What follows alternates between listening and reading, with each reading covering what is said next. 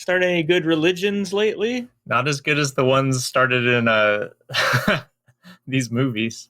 I hope you can explain it to me because I'm very confused what this guy's religion is. My God. But I have some ideas, but I should have asked Seth before recording. What's the link between the two movies that we're going for here? I had to text him and ask the same thing. Oh, I don't know. It was a stretch, but it's just like LA weirdos. Okay, that's what I kind of thought is like just weirdos like giving the keys to the car and making a weird particularly movie. weirdos in LA. And Okay. I don't know. They both have silly bands making the soundtrack. Yeah, that's true. I wish Zappa were actually in the movie and not just playing the music. I know. Yeah, I wasn't sure how involved he was. I was kind of expecting, like, is he going to be in this? Or is he going to be a bunch of songs written by him? And it's like, well, not really. But his name I think is a lot there. of the score was like recycled by like Mothers of Invention later on. Yes. Okay. Yeah, I guess he hated this movie, which is, I don't understand why Frank Zappa would hate this movie, but well, you think he'd be the one person who likes it? It really, like, yeah, like the man who made Thingfish doesn't like The World's Greatest Sinner. I don't know. See, well, I don't know. He says that it's all I can find is his quote is, "It's the worst movie ever made," which sounds. Well, actually, I think he was playing on the title because it's the world's greatest sinner, and I think he's like, it's the world's worst movie. See, yeah, I just figure if Frank Zappa thinks I made the worst movie in the world, it probably means like he really liked it.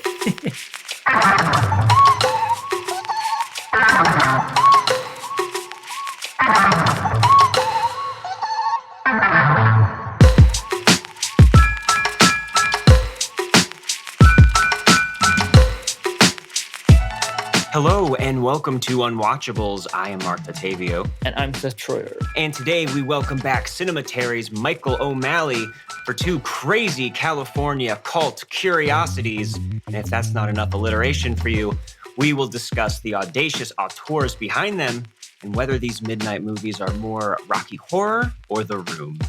They are Timothy Carey's 1962 Frank Zappa-scored passion project, The World's Greatest Sinner, and Richard Elfman's 1980 absurdist musical fantasy, Forbidden Zone.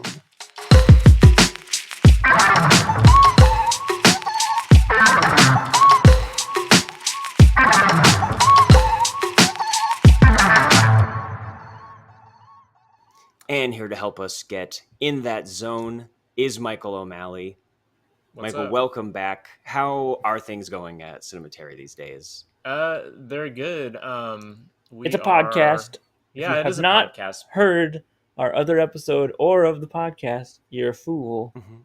And a website yeah. where you can read things too.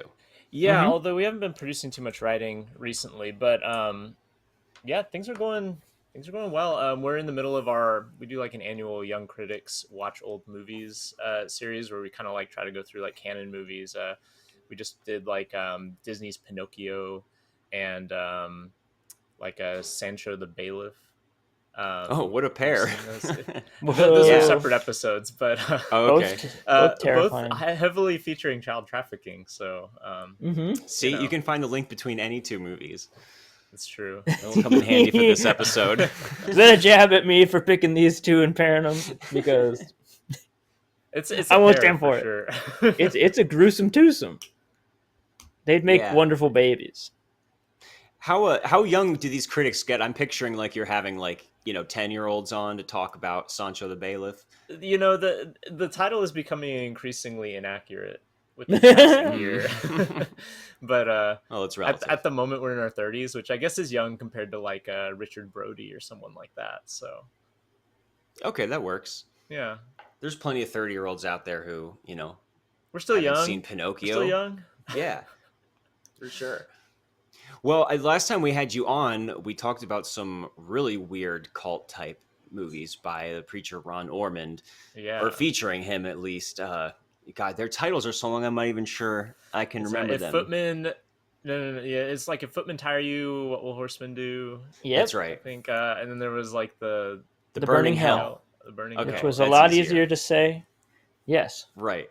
And I don't know, that time we me and Michael always enjoy our throwing our Christian baggage back and forth. You know, Yeah. and because we both have a background in that, and it's still like spirituality is still an ongoing process in our heads, I suppose. So therefore, media that has to do with it really stands out to us. I know we've joked about starting a podcast just about religious crazy movies, and boy, this would be one of them on that if we ever did it. Yeah, in fact, I watched this movie for the first time several months ago, and I immediately emailed Seth, and I was like, Seth, have you seen this movie? I was so honored, and I continue to be honored as I watched the movie. Wow. Yeah, this brought those to mind because of the Christian themes, but also And that also, you have this really weird personality at the middle of them. And I don't know if you guys think this is one of those so bad it's good movies, or maybe something you actually respond to on some level. We can get into that, but Yeah. this it has a kind of kinship with the like Ron Orman movies. mhm. I mean, they're both kind of like in the same sort of like low budget exploitation scene in a way. I mean, Oh one's yeah. doing like the Sunday school circuit, but the director, he got to start doing like low budget like softcore and stuff, didn't he? Am I remembering that Yeah, and correctly? gore films. Yeah. Yeah, and this feels like that same. I'm looking at the original poster right now, where it's like, It has so much uh, text all over it. yeah, it's so much text, and also Tim Carey as a snake, as like Yes, the head of which a snake, unfortunately never fully comes about, but there's a lot of snakes in the movie. but yeah, like the poster is like, see the sinner stab the sacred host, see the man who calls himself God, see the biggest riot ever in America, Like it's a see the geek biggest show. fraud in history, see the sinner make Hitler, Mussolini, Castro, and Khrushchev together look like sinner or sissies. 200 theaters refused it. Show me anywhere you love it, but positively no refunds. that is Whoa. that is so the hysterical tone of this movie on Yes. this poster. And really, you got to know a little about Timothy Carey, I guess, going into this, who I was not familiar with going into this. But, if you want to look at him through this movie as a, Tommy Wiseau type, the strange thing is that he starred in movies directed by Billy Wilder and Stanley Kubrick and Paths Elia of Glory. Kazan. Yeah, multiple Stanley Kubrick movies. Yeah, The Yeah. Killing and Paths of Glory. He's an Ace in the Hole in East of Eden. I don't think they were big roles. The Paths of Glory role is kind of He's one of significant, isn't the it? central Yeah. soldiers in Paths of Mm-hmm. Glory. hmm Yeah, they're crazy classic movies, but So he's once a you real character actor. Yeah, he's like he has a credible career. He's not an outsider in that regard. I feel like as a filmmaker, he has an outsider sensibility, or that Oh, he for must have sure. he must have cashed in all of his cards to be able to make this movie. And because all those movies we talked about came before this, and afterwards, like Yeah. post 62, his career is much spottier. crickets. Yeah, He I was think in he's also like notoriously difficult to work with, I think. Which maybe is something that you looked into. But I feel like a lot of people cash in their chips once they're already kind of like established as like people who can't fail. Like I'm thinking about like a movie that this reminds me of is Warren Beatty's Bulworth, which is Oh definitely yeah. like cash the chips in kind of movie. But Warren Beatty at that point was already like 3 decades into his career and kind of like failure proof in a certain sense, like in his career. Whereas Tim Carey was not as established and seems to have staked a lot on this movie. Yeah, Yeah. and as And far I as do think making that movies it's too, he mm-hmm. like he has just a couple like really obscure little projects after this. One of which is called Tweet's Ladies of Pasadena, where he stars as Tweet, a member of a roller skating knitting club for old ladies. Can't say no. That sounds And then amazing. there's one about mermaids, I think. And something called Godfarter 3, which Whoa. from 93, which looks like some kind of a short. I'm not sure exactly what it is. So this was this is his legacy, this film. This This was is his big passion one. project. It's his Orson Welles kind of he Yeah, this stars is in Citizen it, and Kane. the Tommy Wiseau thing is very apt in this situation. That is what you're getting into, is this clearly where did like you get this where the fuck did he come from kind of feeling as you watch him act and speak.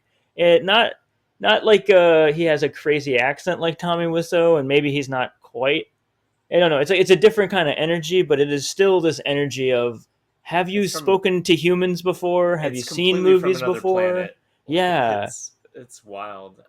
Although like it is kind of funny because like I had seen Paths of Glory and The Killing and some of those other movies that you mentioned, and so like I had seen his screen performances before, which are definitely not as unhinged as what's here, but there is like a weird kind of continuity between them. Like some of the physicality of how he acts in Paths of Glory, like especially towards the end when he's like really like racked with despair over having like about to be executed at the end of Paths of Mm-hmm. Glory.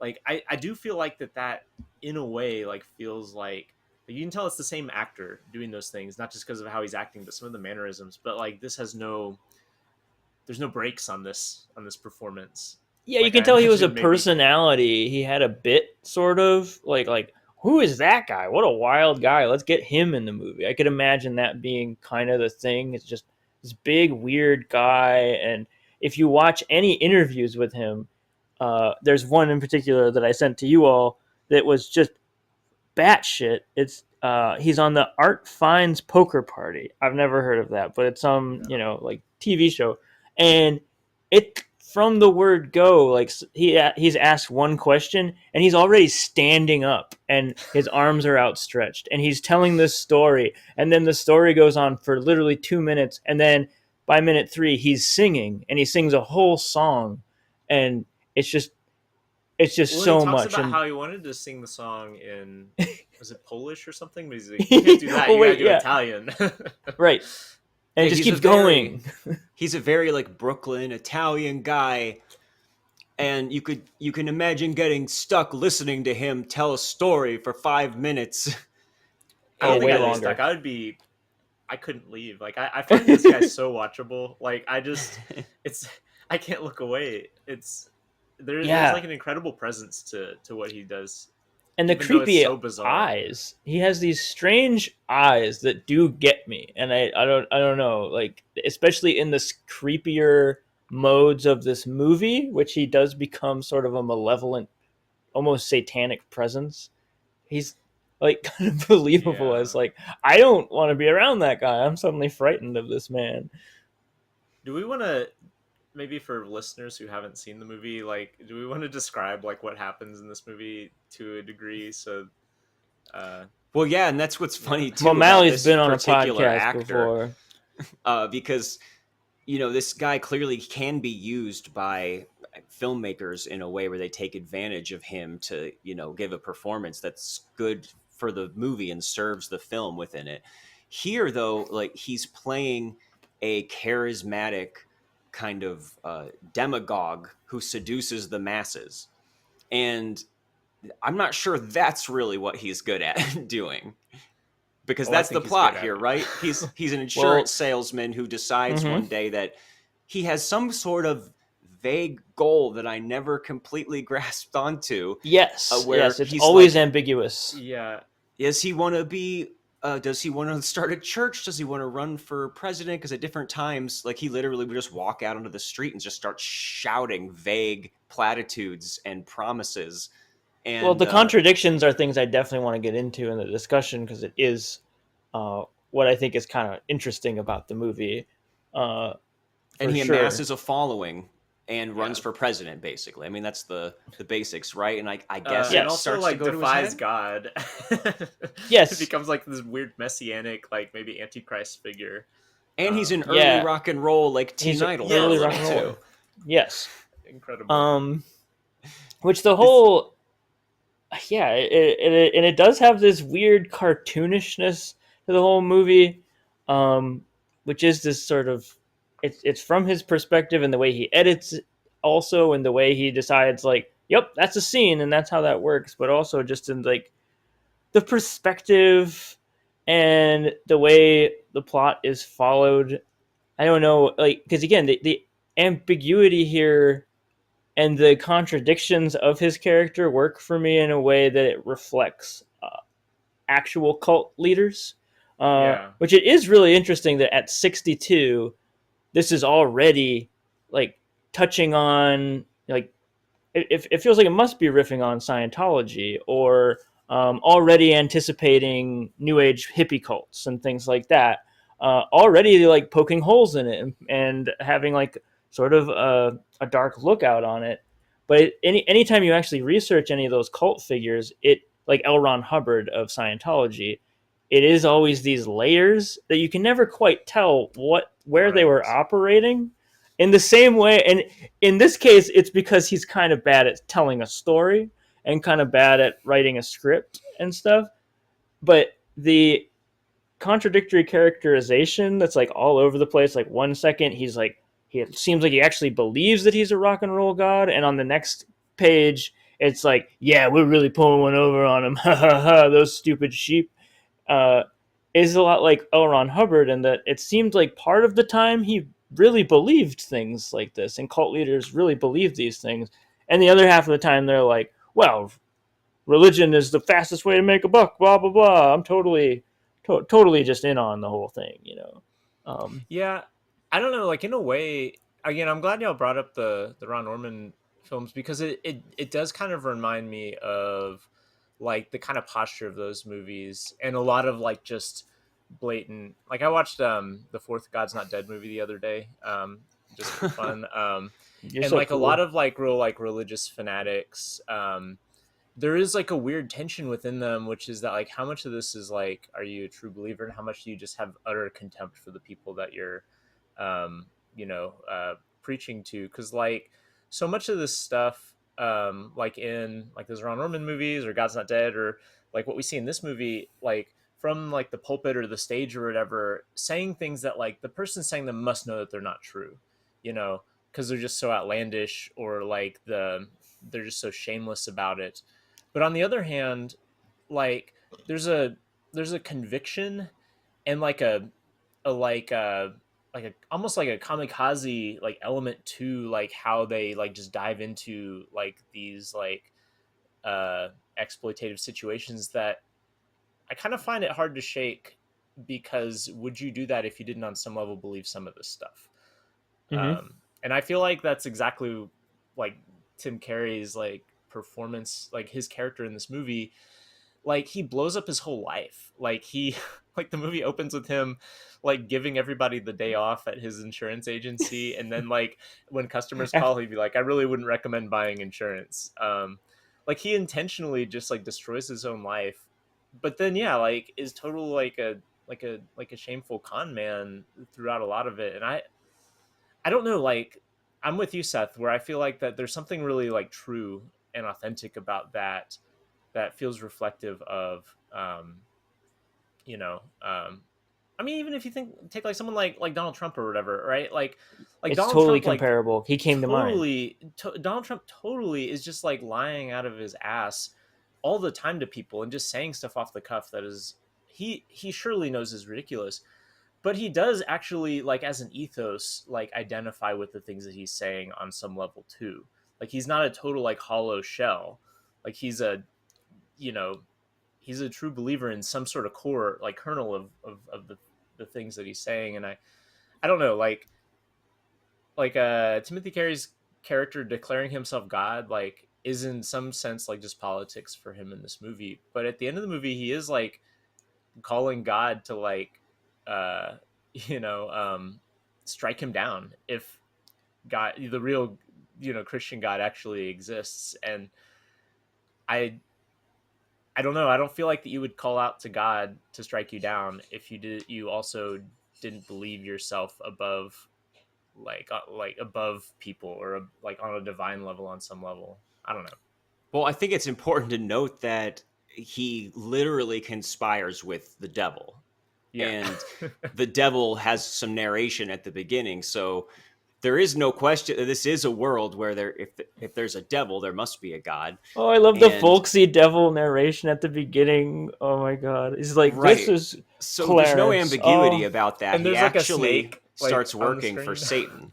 yeah. And I think that's maybe another way this movie just kind of gets confused with all the stuff that it's throwing in there, because it it's I mean it's hard to work as a thing that's trying to poke fun at politicians and preachers, but this is an actual guy who's conspiring with actual dark forces. And so in that way, it's not necessarily a sham because he actually is working with the devil. Wouldn't And it be also amazing his if whole he thing is he's telling everyone that you're all gods, we're all gods. And it's weird, like it's like his stance on an issue or something, or he's telling people, you're going to live forever, or I'm going to make you live forever, or people should live forever. Like it's his platform or something, but he's never clear exactly what he means by that or how. And sometimes he talks about practical things like, we're going to abolish the charities and replace them with real institutions and Yeah. medical research. He just it's all so vague, and it's just appropriate that literally he starts by just walking on the street and starts shrieking until people start to like come out and look at him. And it Yes, was that never is how it quite clear to starts. me how everybody gets swooped into it or how exactly they all turn into this riot, one of the biggest riots uh, ever on film or whatever he says in the yeah. poster. Oh And yeah. boy, they spend so much time destroying that car. Like you knew that he got a car that probably was going to cost him money to destroy, and Right. he's He's like, going to no use way. every You're gonna let frame me of it. do it. You're gonna let me destroy your car. Okay. Wow. We're gonna This really do is a this. big scene. It's a big I one. guess like to me that all seems, I don't know, that all tracks. Like there's just something about, like, especially the ways that all of these kind of like cult uh like societies like spring up immediate, like in the aftermath of World War II. Like there's just something in the air in like post-war America that like primed people to like just fall into like these kind of like wild apocalyptic figures. You've got like Jonestown and that sort of thing, which like the People's Temple, which is like explicitly Marxist and does have a political program. But then you've also got like, I mean, something like Scientology doesn't exactly have a political program, right? It's making kind of metaphysical claims in the veneer of science. Like that means nothing. Like the science means basically nothing in Scientology, but it is like it's like a framework through having like to have a belief system. And like I don't know, like when you get down to it, if that's all that different than like just saying like everyone is a god and you can live forever. Like that's the kind of like affirmational metaphysic that for whatever reason, I think can really appeal to people, especially like, I don't know, there is just something about like mid-century, like America, where you get these just like what seems to be like, I don't know, where like explosions of just like ecstatic, like mass accumulation around like these like bizarre figures. I don't know, there's just something about it that rings like real to me. And I don't know, maybe I've just spent too much time in my childhood listening to like preachers or whoever who clearly don't know what they're talking about but are just going for it anyway. Maybe No, it's just tapping into that. no, especially like again, I go back to like this is ahead of its time for me. This is pointing towards sort of new age thinking, or Yeah. like, and I agree that there are just like these moments where it's just sort of in vogue and it's time, and like it doesn't matter like what's being said, like the content is not all that important, and quite often it's very similar, like like Aleister Crowley to the UFO churches in LA or whatever are all like this whole, well, God isn't up there, he's you and he's me and he's everywhere, and like that whole thing is just like, yeah, that sounds great, let's go with that kind of thing. And uh just kind of expounding, it's kind of noise, and so often if you are outside of it, it does look like this, and which we are as observers of the movie. I think it feels real in that way, that we're not necessarily seduced, we are always kind of at arm's length um, with it, because yeah, when you're on the outside of these belief systems, it always kind of looks like noise, kind of just looks like garbled contradictory mess, or at least Well, that's even when definitely you're what's inside said. the belief Yeah. systems, usually there's some sort of like um Byzantine like bureaucracy that kind of like um insulates like the core from like that sort of like skepticism as well. Like um like a cult figure oftentimes like seems really available but eventually becomes like kind of cocooned in like a kind of like the close followers around that person. So like I think it can sometimes be hard if you're already in like the kind of cult environment to kind of recognize that, oh, this makes no sense, because like the person who is like spouting these teachings has, like, it's not like you're having regular conversations with this person to like recognize that, like, oh, this guy is full of it. I mean, like, that's kind of like, I mean, there's a lot of like religions that are like that, right? Like, I mean, if you're a Christian, like, you kind of follow the teachings of the Bible, or you have like a kind of church like structure or something. And like, unless you're, the Bible is very opaque in a lot of ways, and like is kind of hard to make sense of. But people still find it really meaningful in ways that probably like transcend or go outside of like what it was originally intended. And like within churches, like, it can be so hard to just like have like a regular friendship with like a authority figure in a church. If maybe you have like a kind of mainline or Catholic denomination that has like a literal bureaucracy, or maybe it's just like whatever, you're like independent Baptist church where like the preacher's always busy. But I do think that there's a way, like when these kind of like cult situations happen, there's ways that like they structurally start to protect themselves from like the kind of skepticism that this movie kind of like relishes in, I guess, because we see all the sausage made in this movie and it is nonsensical, like you guys said. But if you're hearing, like, if you're at the rally, at the rockabilly, like we're rioting, and also like there's guitars and stuff. I don't, like there's no way for the average person to get to the core of like the Timothy Carey character and like understand that it's like a sham. Like, it's like the point of it is not the ways that it philosophically fits together. Like, the point of it is it catches you at the right moment, and then you're like invested. And then Yeah, you you're in can't, too deep then. yeah, once you're invested, you're in too deep, but also not deep enough to see the like facade of like the central figure. I think that's definitely the idea here. I think just, as written and directed by Timothy Carey, this weirdo, it just can't help but, not have like the biggest grasp on the socio-political factors that would make this into a mainstream, Right. sensation Well, yeah. sweeping the country. And a big part Michael of that talks about the also, central figure, and let's talk about the central figure. Yeah. Well, yeah, for well, sure. this guy, because that is the thing. Like, I can expound. I find myself expounding a lot because the movie makes me do that. But it does. I do have to keep on like catching my breath and being like, but it's one of those where like, is this guy in on any of this parts, and what parts are him dropping the ball and me running with it?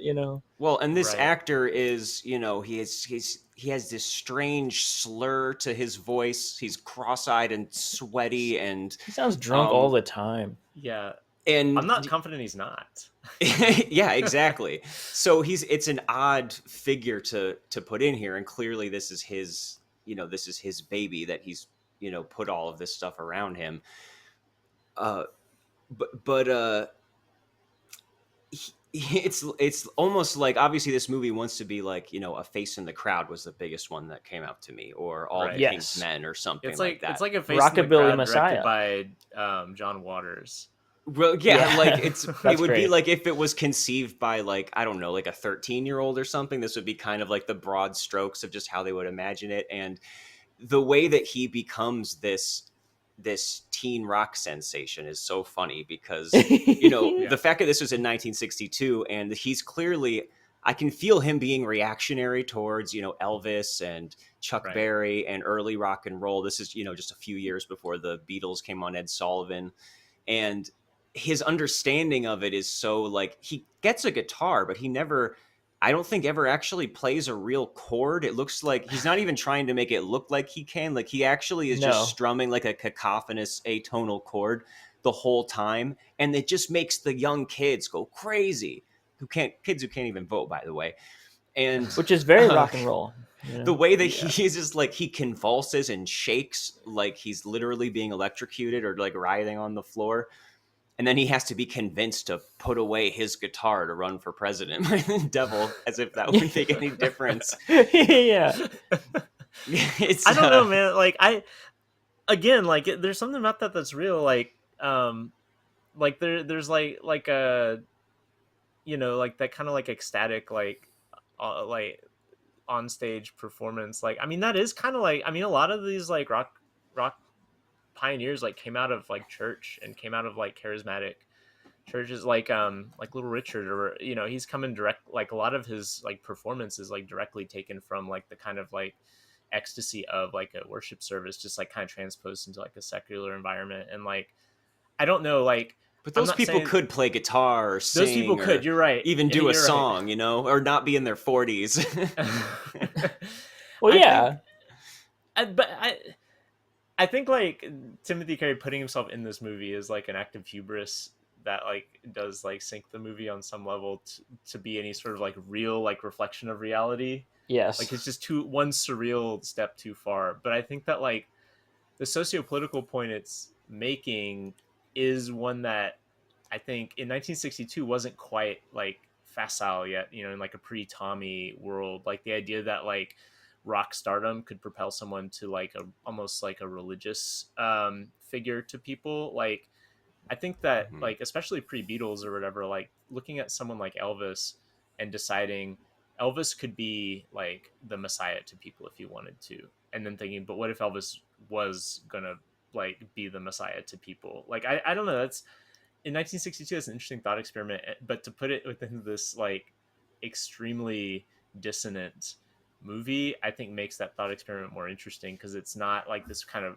it is reactionary on the sense of like he's making fun of like rock, like what the teenagers were into at the time, but like the fact that he's not really trying to recreate it, and in fact like the rock music that's like played in the background is like fairly tame.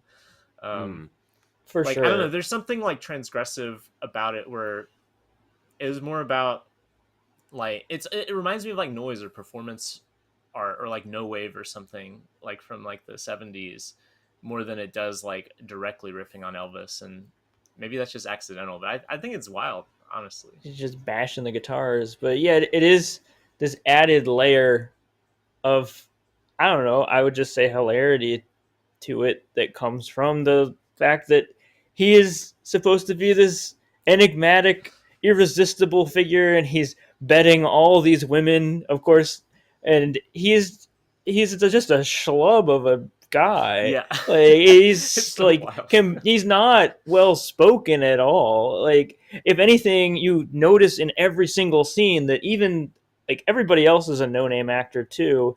And like if anything, he's the big celebrity. They're outshining him. Just these random ass, like the girl who's answering the phone at his insurance company or something is already outshining him as far as just like she got the words out, like it feels like he can barely get them out.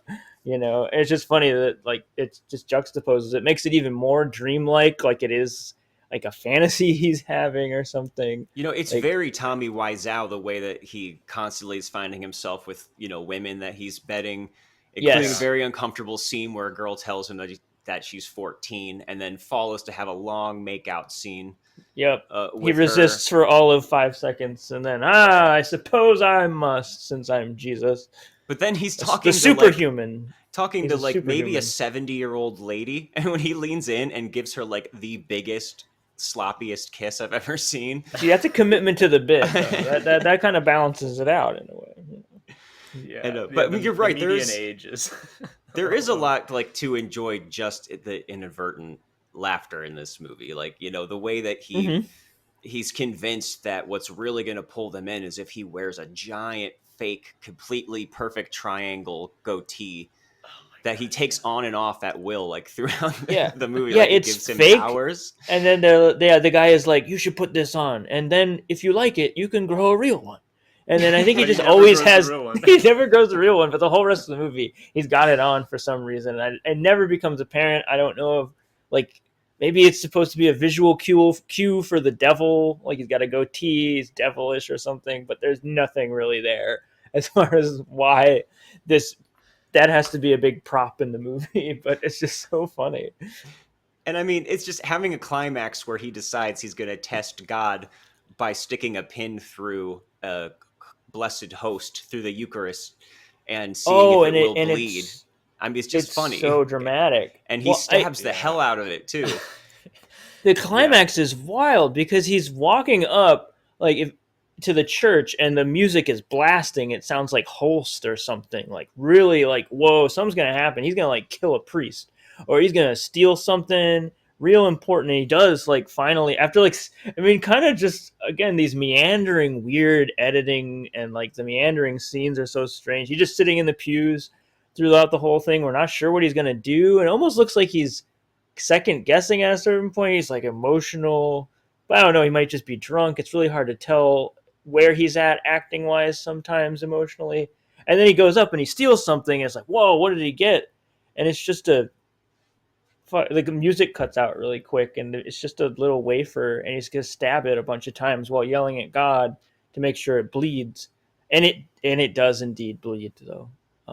In the end. And then a slime comes and kills him or something. I don't know. There's like the a ending of this giant movie is there's a light. deeply confusing to me. Yeah. Me too. But yeah, I don't. There is a point in between that we kind of like skipped over, which is that he's been declaring that everyone is eternal, like can live eternally or whatever, and then his mom dies, which Yes. seems to be like a crisis of faith for him, which is weird because, like you guys said, it's not clear how much he believed like the specifics of what he was saying earlier. But like the fact that his mom dies does seem to like really shake any grasp on like these actual beliefs that he had, and he kind of like that's kind of what spirals him into like I guess eventually challenging God. Well, that, and when he like hits his daughter to the ground. Yeah. I think that Yes. was for some reason then he suddenly cares his about daughter his who's wife been- and family, who he's been completely ignoring the whole movie. His daughter's been sticking up for him too. There's like that scene where where the kids are like, "Your dad's a big old like weirdo, like atheist or whatever," and she's like, "He's cool. Don't say that Yeah. about my dad." He can't And then be she's an finally atheist trying if to- everyone is a god. Yeah. And then What in the do you- very you got next wrong. scene, he has one of his lackeys telling the press, he's the only living creature that you can call a god. And I'm like, Right. wait, the last scene just said the opposite of that.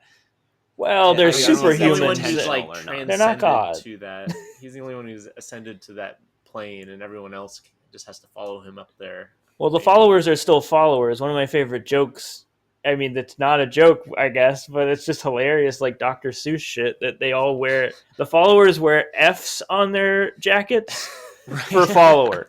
It's for nothing less than follower, and that's what F stands for, which is just, again, adds to the cartooniness of this being, like, maybe he's working on I don't know, a simplified metaphorical level, at least for a little while. I think he, again, is like picking up the thread, going somewhere else, depending on the day on the set, which, I don't know, it makes for a really wild ride.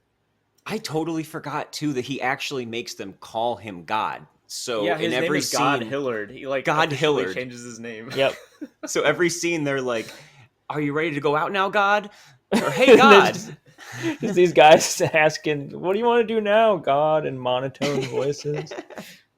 To go back to like the kind of climax where he's like stabbing the consecrated bread, like I do think like again, like I don't know, like kind of like casually like sacrilegious stuff has become kind of like passe, right? Like it's almost like, when like heavy metal bands are doing it, it's like camp, right? Like, but like there is and was, and for still some people, I guess it is, like a deeply offensive element to like any of that, that I don't know. Like I think of like in like Silence, like the Endo novel that like Martin Scorsese adapted, like all those priests had to do was like step on like an icon of Jesus, like not do anything to it, just like step on it.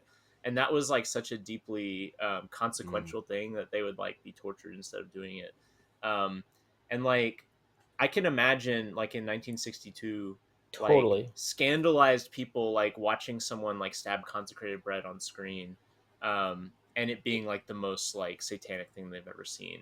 I mean, even if they got that far, if they got through the title, even it would be a vulgar title, like in a way that, yeah, like you're saying, it's probably something we don't really have access to, a kind of conservative Christian mindset. I mean, some would still have it, but like just the fact that it's called The World's Greatest Sinner, like, oh my God, like what a horrifying film that must be, and this ugly snake man on the cover.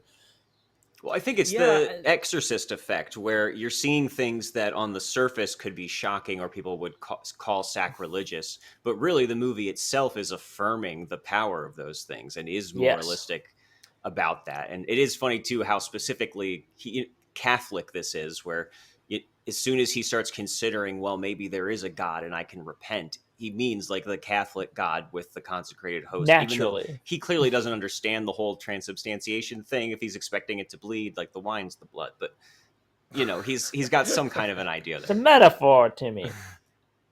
um, yeah, I think that is like an interesting element, and like I think a lot of early exploitation films do kind of have that kind of moralizing element that like at the like in the last few minutes it like wrenches it back into like mainstream morality. Like you'll have like just some like really like leering like softcore or something or other, and then at the very end like someone will die because of sex, and it's like reaffirming like conventional mores, like just giving like a um just like a veneer of like, oh yeah, we did all that stuff, but it's still bad, don't do that, kids, right? And I, Hmm. there is like an element of that to this movie where so much of the movie, so much of the appeal of the movie, like on this poster, is like, look at how profane and how offensive the things that this person in this movie is doing. And at the very end, it's like, yeah, but God struck him down dead, so don't worry.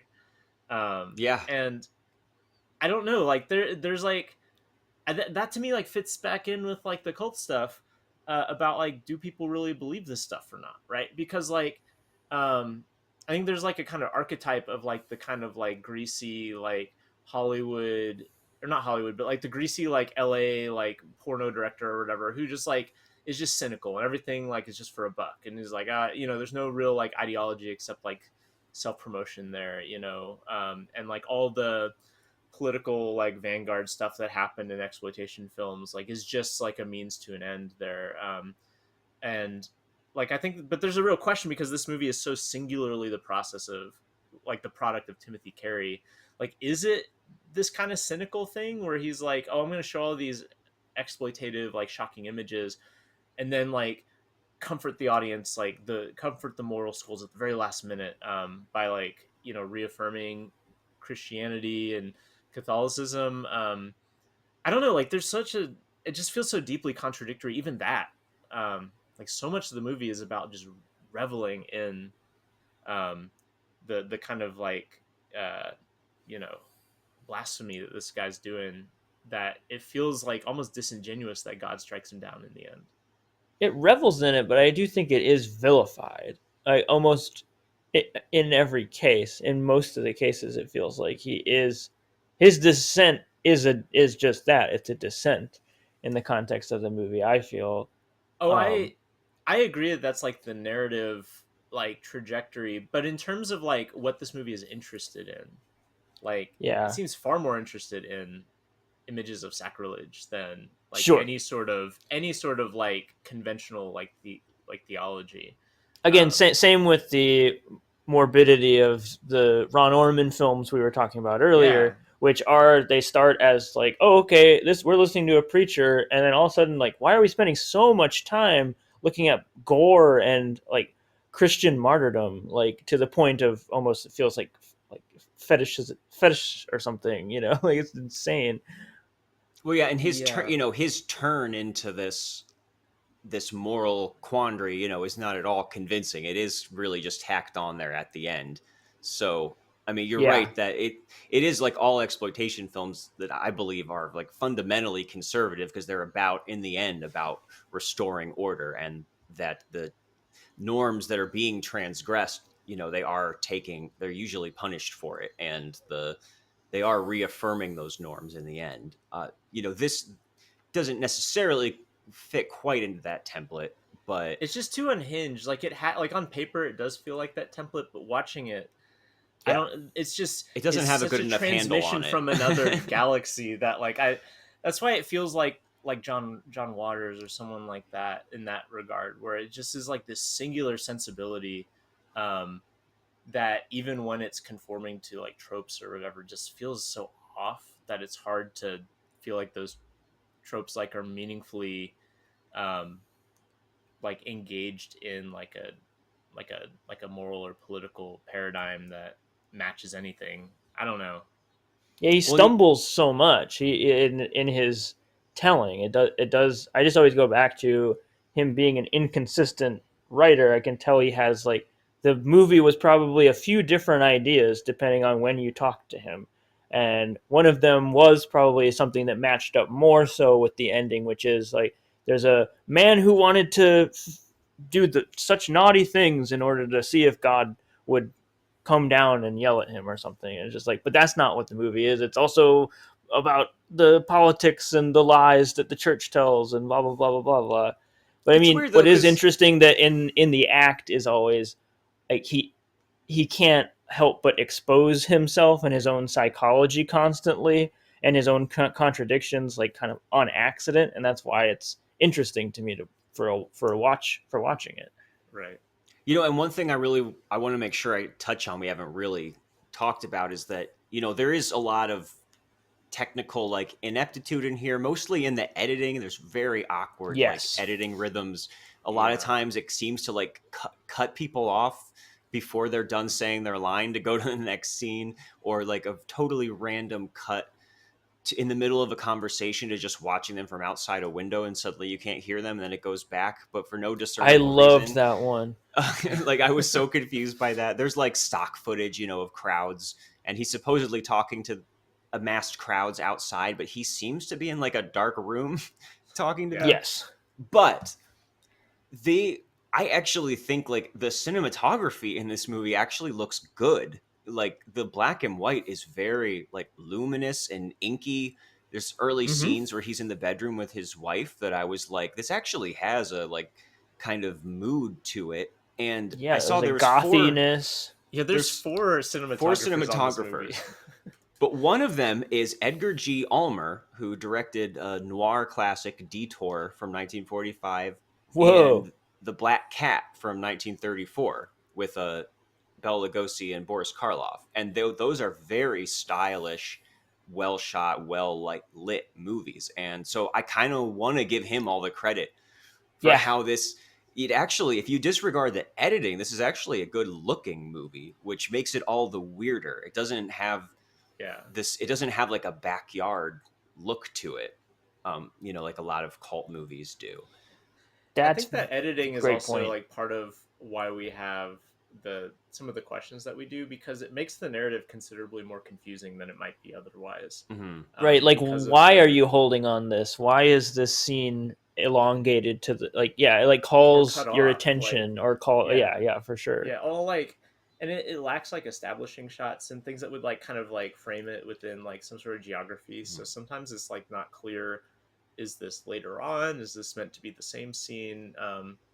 But yeah, it is like really striking an image. And I don't know, like, I mean, if you're gonna like be filming a demagogue, like it's the images that matter, not like how they're strung together like in like linear time, I guess, if I'm gonna like justify that. But yeah, it does look pretty cool, like especially in the dark. Like the darker the Yeah. scenes, like the cooler it gets. There's lots of like totally Ominous. black backgrounds with with them in front and he's got really like glowing. that kind of like inner room where he like discusses things with people, and it's all like super shadowy, and you can't see people's faces and stuff, but it doesn't feel like amateur lighting. It feels like it was an intentional choice. Anyway, I agree. Yeah, and that's just another just weird disjunction that does make this, interesting, even if you're not enjoying it for the reasons that he intended, maybe, or at least I wasn't. I do think, we mentioned Frank Zappa scoring this. Really, it's more like he has like a theme song, like a song and then kind of a theme, but he didn't really feel like a presence to me. Obviously, this is very early this is like Mothers pre of Mothers of Invention. Invention and everything. Like I'm curious, like if Frank Zappa were left to his own devices in 1962, what would his music sound like? Because I think isn't it his first album isn't until like 65 or 66 or something like that. Yeah, I'm sure he was playing this as a job, and it's like he didn't have his identity fleshed out yet or something. It's like, oh, I'm going to put my Frank Zappa thing on it. I mean, although it does have the kind of spindly stuff that you come to expect from him, but it doesn't jump out at you as Frank Zappa, sort of. It is weird, like that the music is kind of that anonymous as it is, because like in terms of content, like I think we talked about this already, but the content feels like something that is very Frank Zappa-esque. You know, Yeah, like Joe's Garage style, like, or Thingfish, or those sorts of things. Like it yeah, feels conceptually like something Frank Zappa would have come up with. yeah. Picking on preachers, picking on like New Age beliefs and things like that for sure. Yeah, I don't know. Is kind of like I don't know. I wonder how he got involved with this.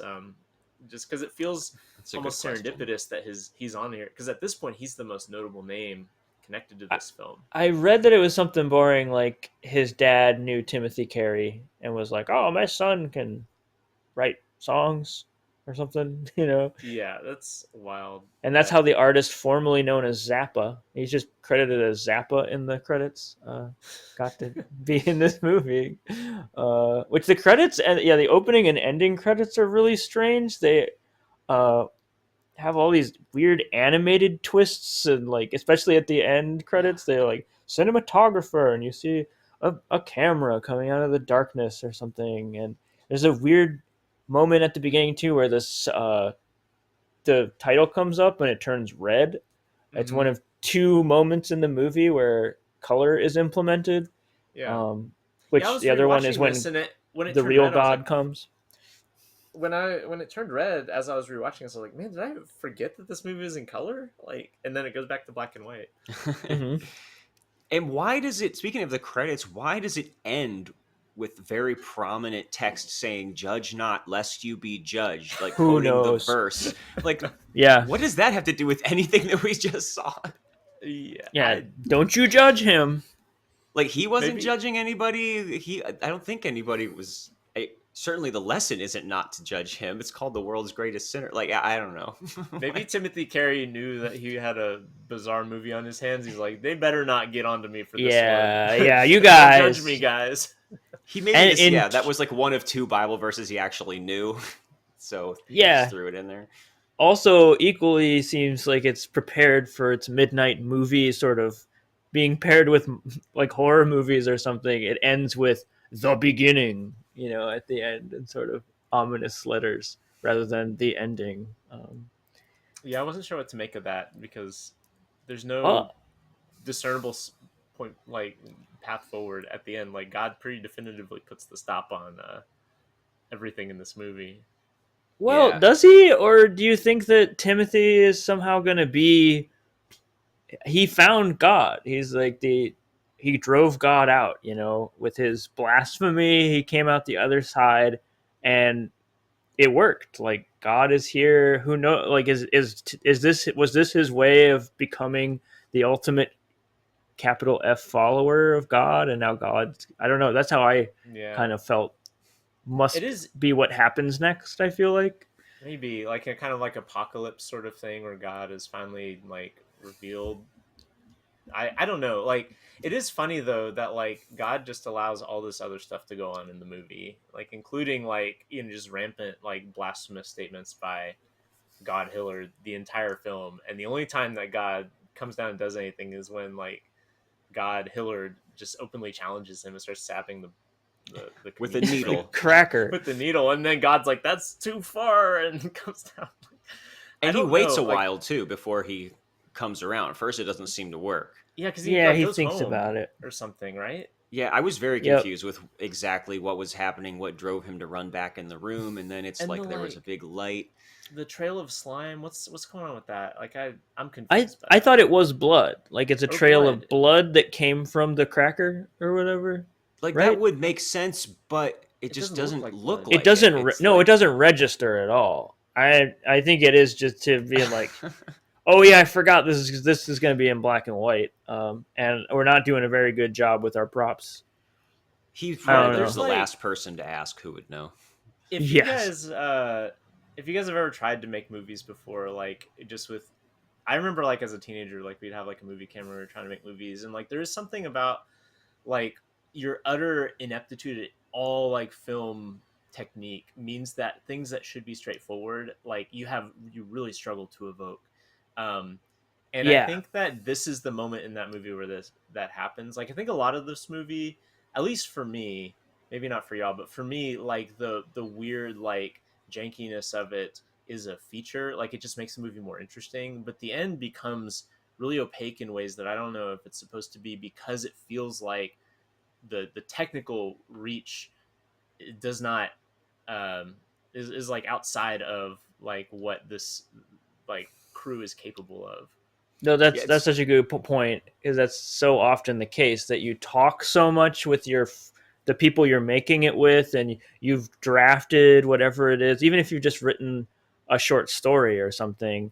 If you draft it and edit it, at a certain point, you know it so well that you might cut out certain things or not communicate certain things in a way that, like, oh yeah, I forgot that you're not me, so there's no way you would know what the fuck the slime trail is, because I'm just not doing a very good, like, I talked about it for months, but like doesn't mean audiences who never met me know what the hell the slime trail is, or if it's a slime trail or if it's blood or whatever it is. Yeah. well, I could see him giving like a Ed Wood speech to the crew about, yeah, see, the slime, guys, the slime. Don't we all get followed by slime? Yeah, yeah, And yeah, for sure. Yes. and Having seen that interview clip that you sent us, Seth, like I can just imagine like he's just talking and you're like, well, it looks like he knows what he's talking about, and like everyone just kind of goes along with it because he's such a strong presence. Like a Like he cult seems like leader. the kind of guy who'd be scary to like push back against, to be honest. Oh yeah, I'm sure oh it's yeah, not possible. Like if he is actually in control of the situation, like you're not. Yeah, you got to do whatever the hell he's talking about for 20 minutes. well, I think it's time for us to declare if we would unwatch this or not. Uh, you know, for me, this kind of thing, the a little goes a long way for me. Like I definitely was laughing, you know, at different points throughout. It was kind of a long hour and 17 minutes. Uh, but that's just my personal preferences. But I do see how this, you know, it's isn't significant enough of an artifact that it made its way to the Criterion channel, which is what I watched this on. So it's got a high enough profile to make it there. There is something of interest, as long as that's the kind of thing that you know, you're into to getting something out of. You know, for me, they could never be too short. But I don't know. I'm kind of a soft unwatch on this. But what Oh, about it you, was Seth? fun. I don't know. No, there was no way in hell I was ever gonna watch this. Like this is you were right, Michael. Like it's a perfect storm of the I'm really interested in ridiculous auteurs that like are inept, and layers of camp, and not knowing where the intention and the camp blur and things. And that's all there with other things that I'm really interested in, which is cults and religion and spirituality.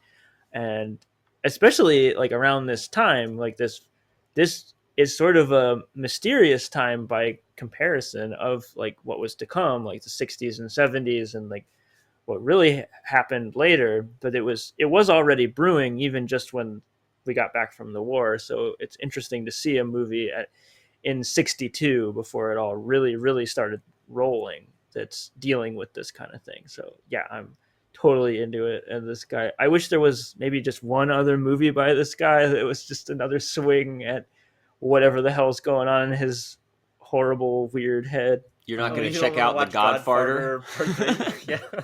Yeah, that's true. That probably has something in there for me. Fart From on me, I'm ready. 1993 too. Like he must be just so old. Oh, And oh God. but Yeah, what O'Malley. about you, Mike? You didn't we didn't change. I didn't sway you over to an unwatched, did I? No, I really like this movie a lot. And I think it's entertaining, um, and because of how bizarre it is. B, like it is like a true like work of a person's psyche. Like because Timothy Carey directed, wrote, produced, and then distributed it himself, this movie, and there's just something like I just can't deny about that, in terms of like how interesting it is to me. And then like thirdly, kind of like what Seth was talking about, like I do think like as inept as this movie is, like on a technical level, it taps into something that does feel like really like primordial about like what America was about to become. And in some ways, America is still processing with regards to like our relationships to demigods and like the like um, the ways that we kind of present ourselves as like this kind of rational and democratic society, but how that continually is short circuited by like all of these, kind of like brewing social forces that are, um, you know, helmed by people who seem to be opportunists, but maybe are just like, madmen. I don't know. Like, there's just something that there's something that like just strikes a chord in this movie, like, and the fact that it seems accidental like just makes it all the more intriguing, like almost like it was just like it was like a movie that had to happen, like it just kind of bubbled up from like just what was floating around out there, like because it seems so out of control and not able to articulate itself, it feels more um like it was just a reflection of the ambient attitudes of the time. I don't know, maybe that's not true, but that's the impression that it gives, and it's really fascinating to me in that regard. Well, So that's I one of the wouldn't things unwatch that it. I feel like I couldn't find a whole lot online as far as interviews or actual commentary from Timothy Carey about this movie itself, and like to shed some light on how inept or not inept he was, and like was he like, did he have a working knowledge of Scientology? Did he even know that that existed? Like various, Yeah. like did he have an interest in the like layers of power and stuff, or does that just, it just sort of came out by osmosis or something? Which I could believe either one, really. Somebody probably tried asking him, and then he sung them a song in Polish. I guarantee it. I guarantee it. Well, so yeah, I don't think he intended for this to be like a midnight cult movie curiosity No. style thing. Because on the other hand, this next film was very much styled to be played in a theater with people hooting and hollering, and I think it knows exactly what it's doing. Yes. And it's different in that sense, but it is also another like one-off passion project. That's the one film I think that's really defined the person who made it, which in this case is Richard Elfman. Elfman, Danny Yep. Elfman's brother, right? Yep, and Yeah. both are Okay. in Oingo Boingo, which this who soundtracked the movie and basically formed the main collective that's working on the movie itself, which was it was a project they worked on over the course of years. I think like over 5 years or something, because it was definitely like they were not. I mean, Danny Elfman was not scoring Edward Scissorhands in Star Wars yet, so No. Star yeah, Wars. Star Wars, Spider-Man, whatever. I don't know. He He could, well, a lot of Burton movies, Batman. Maybe that's what The Simpsons. you're going for. well, he The did Spider-Man too. Simpsons. He did Spider-Man too. Yeah, Okay. All right, good. The Sam Raimi Spider-Mans. Okay, cool. And of course, Yeah. Nightmare Before Christmas, where all the songs Yeah, for bitch. that did the voice of Jack Skellington, or Mhm. the singing voice at least. And yeah, everybody one of the knows- most well-known film composers Yes. ever, probably.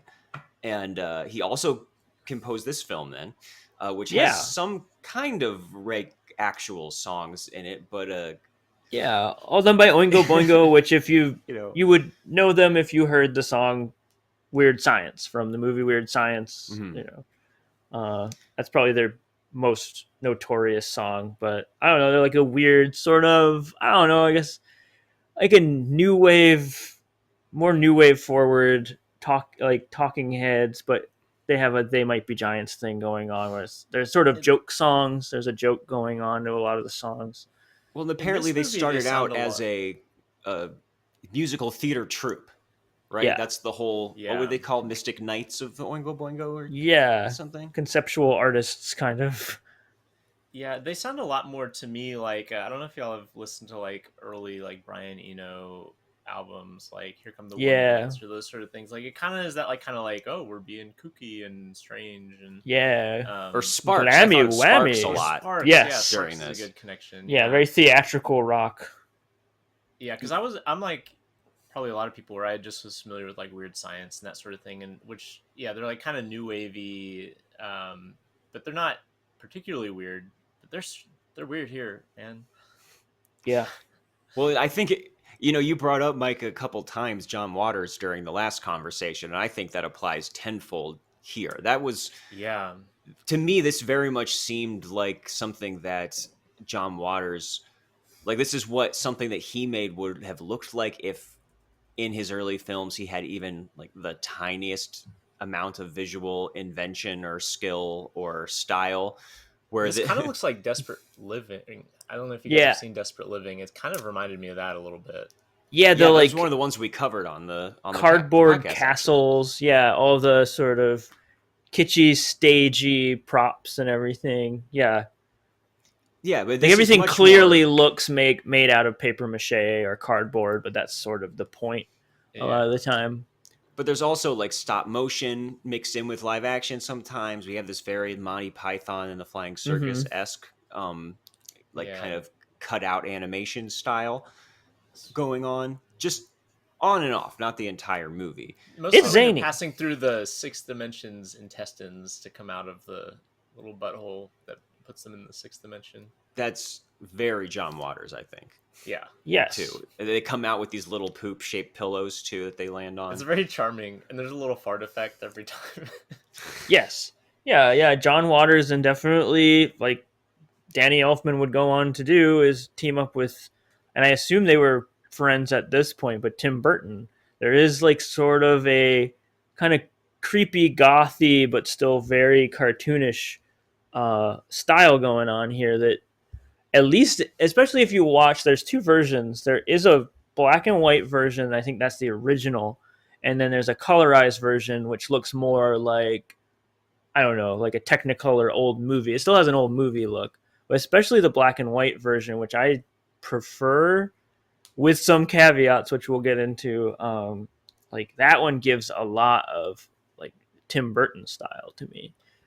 Yeah, Yeah, how I did can you see watch that. this, Michael? Because I started on the colorized one, not realizing it was colorized until Seth said something, and which so is I the went most back. readily available. Yeah. Yeah, I just Yeah, this was on Canopy, which I have through my yeah, that's what library, I. and it's the, I guess, quote unquote director's cut. So not just colorized, but like, I guess you were talking about the blackface part, Seth. Yes.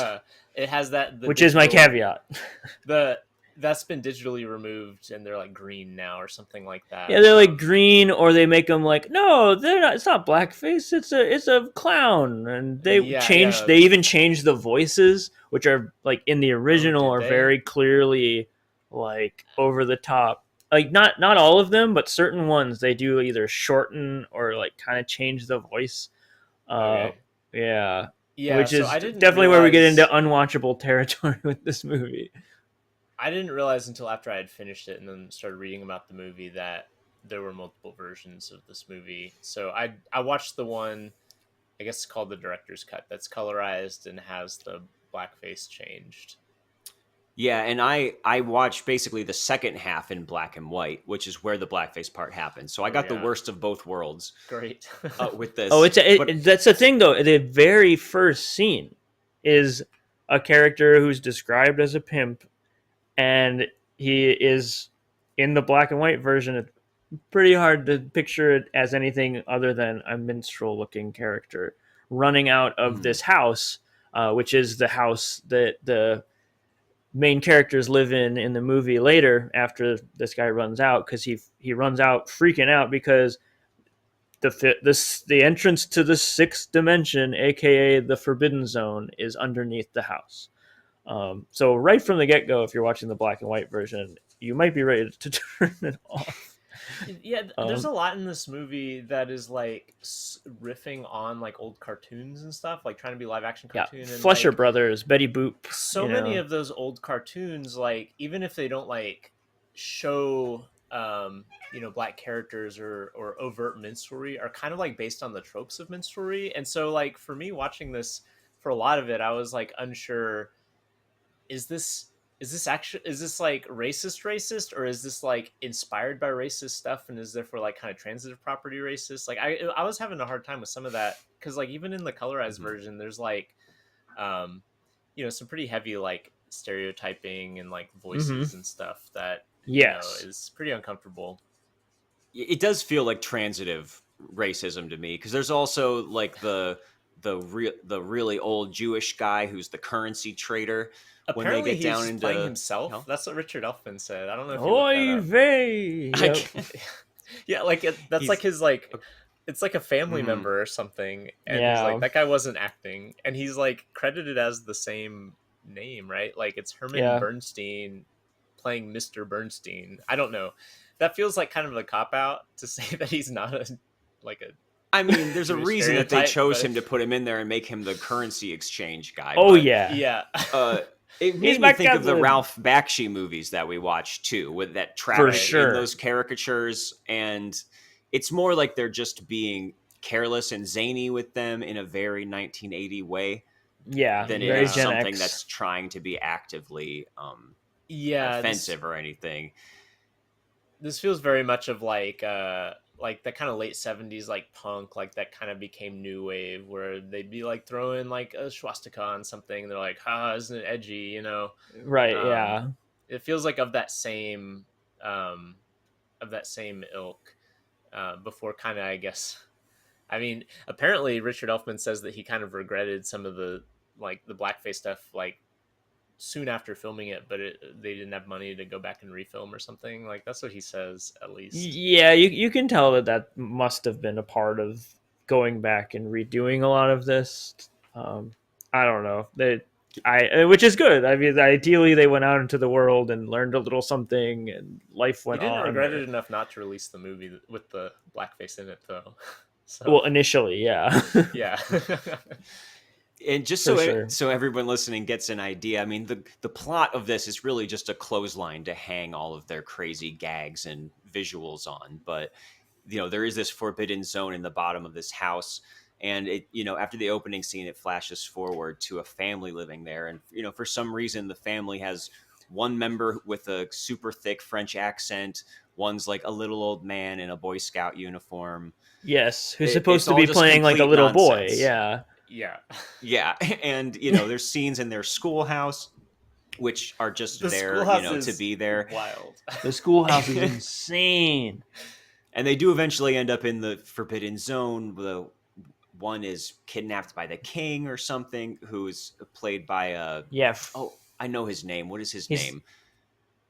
he's the guy from Fantasy Island. Hervé Villachez. Yeah. And I actually just watched him in the Fairy Tale Theater episode where he plays Rumpelstiltskin. That was where I immediately watched it from. Wow. Rest in peace, Shelley Duvall, by Yeah, the way. R.I.P. The day of this recording just passed away. So strange connection there. Don't get me crying again. I know, that's a whole other episode. But Shelley Duvall should have been in this movie. yeah, Oh she my could have God. fit in. There's really a sense of the whole John Waters vibe of this being a troupe of actual misfits who are together, even though Hervé Villachez is an actual actor, but he is a little person, and there are some other people who this is like the only thing that they were ever in, and it really made me think of like the non-professionals that John Waters would work with, and there is kind of a queer sensibility type thing going on here, which is really jokey, and it's not necessarily the sensibility of the whole movie, but there's at least one character. Yes. I don't remember his name, who is definitely there to be like the frowny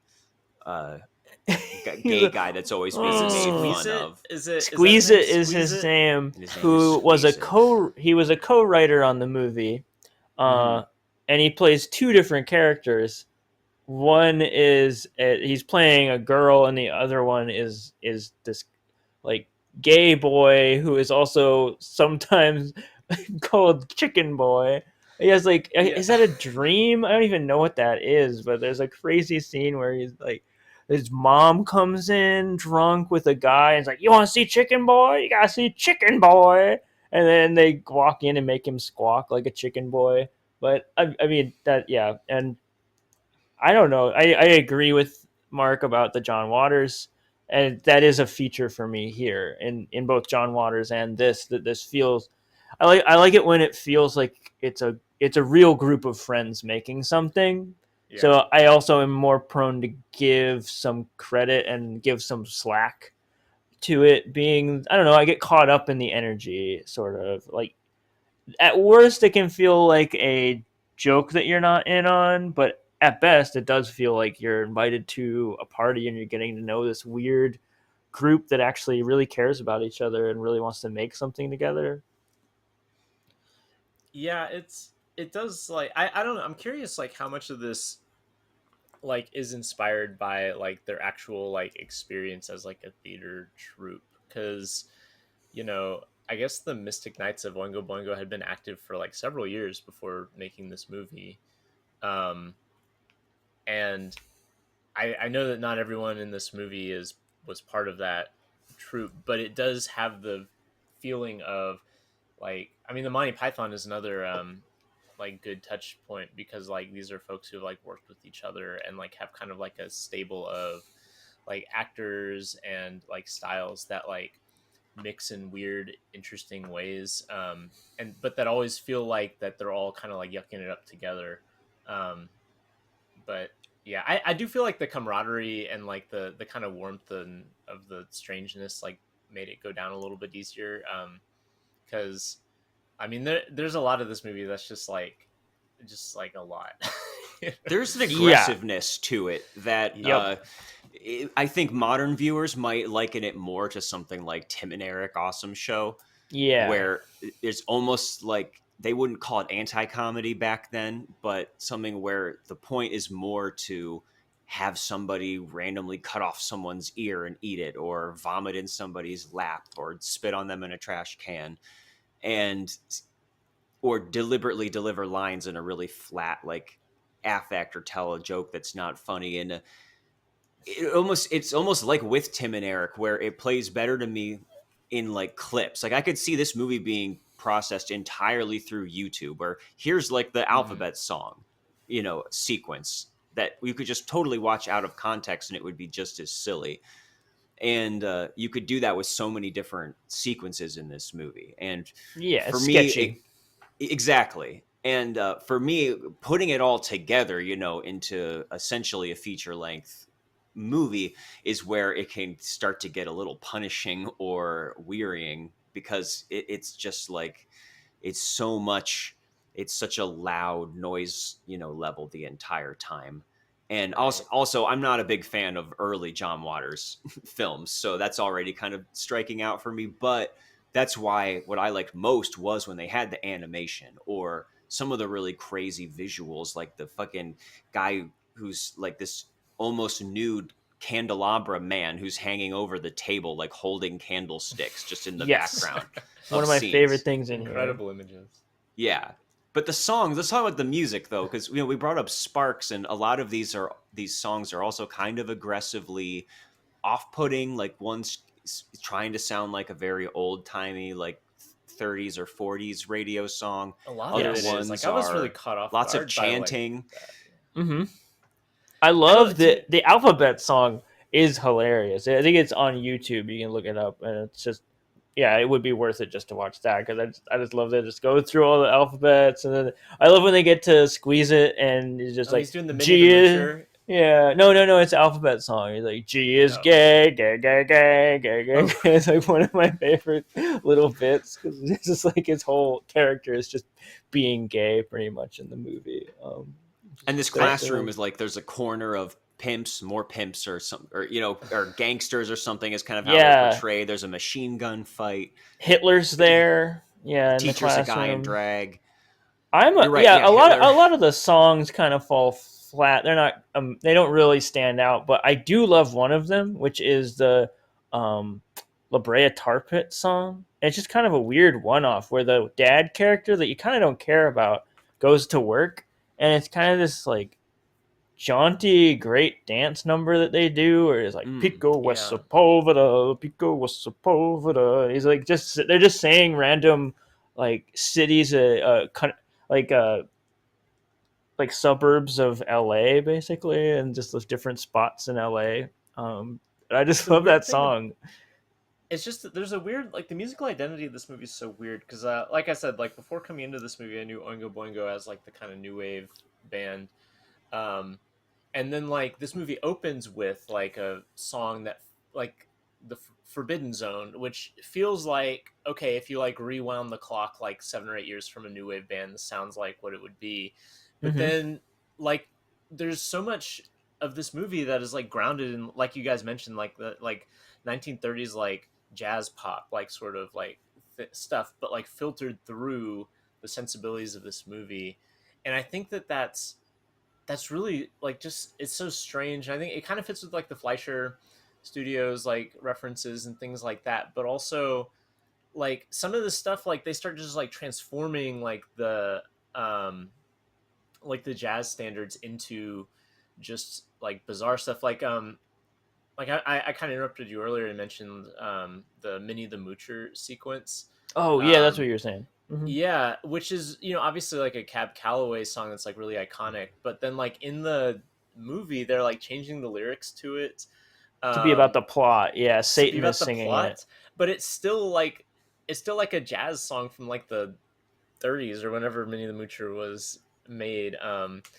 And like I'm looking it up, I didn't realize it, but Pico and Sepulveda is also a an old song from the 1940s that Oh they're really? reworking into this song or into Oh this man. movie. And I don't know, like that it it's strange. To bring up John Waters again, like some of this kind of feels like how John Waters like reappropriates the 1950s to kind of serve his own like demented ends, Hmm. like except that they're reappropriating like 30s cartoons um to like, you know, this bizarre stuff like a lot of these songs are in like old Fleischer cartoons. Like I remember there's a Minnie the Moocher, like Cab Calloway, they like rotoscoped him into a Fleischer cartoon, and he sings like Minnie the Moocher in the cartoon. I can't remember what it's called, but like I don't It's know probably exactly what I'm spooky trying as to get. hell. It is They super all spooky are. because he's like rotoscoped as like a ghost or something. Hmm.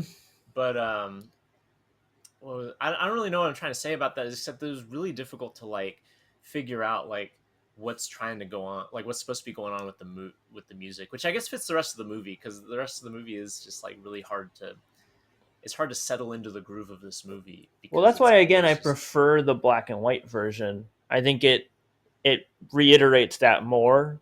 That it just calls to mind more often the Fleischer brothers visually, rather than the colorized version, which again just like kind of makes it feel like it's a weird Technicolor classic Turner Classic Movies movie or something.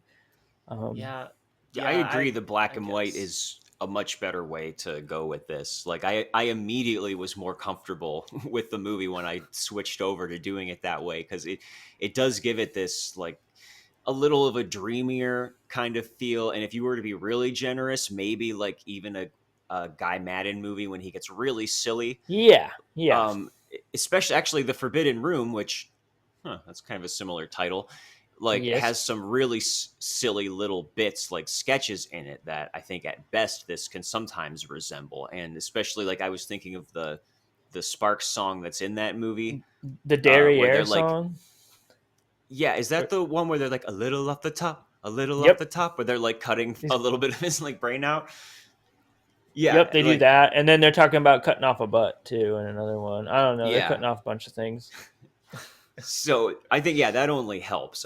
Although I can't help but where I found this one to get like pretty exhausting pretty fast. It did make me miss like how much wittier you could do it if it was somebody like Guy Madden or Sparks who were working on the songs and the concepts. That it might actually be Yeah, a little more funny than just funny because it's so weird. yeah, I wish this movie kind of picked a lane because like you guys said, there's a lot of this kind of sketch like, but by the end of the movie there is like a plot engine driving it forward, and that's where I started getting really exhausted with it because the plot is so nonsensical. But by the end, like that's all that's really happening. The sketches have kind of fallen away, and you have like people fighting over like who's king and queen. There's like another queen that's been deposed who's trying to yeah. like You come don't really back, and care. I don't care, but it like and it occupies so much of the last little bit of the movie, and I that's when I really got kind of like burnt out with the movie was when all that was happening on screen was just chaos having to do with the like shifting power allegiances of the sixth dimension, and I simply don't care. Like I would rather just see weird stuff for like an hour and a half. Hmm. Mhm. which is the best part of the movie. Yeah, whenever it is just letting its scenes breathe and be as weird as possible, and not worrying about connecting to other things really.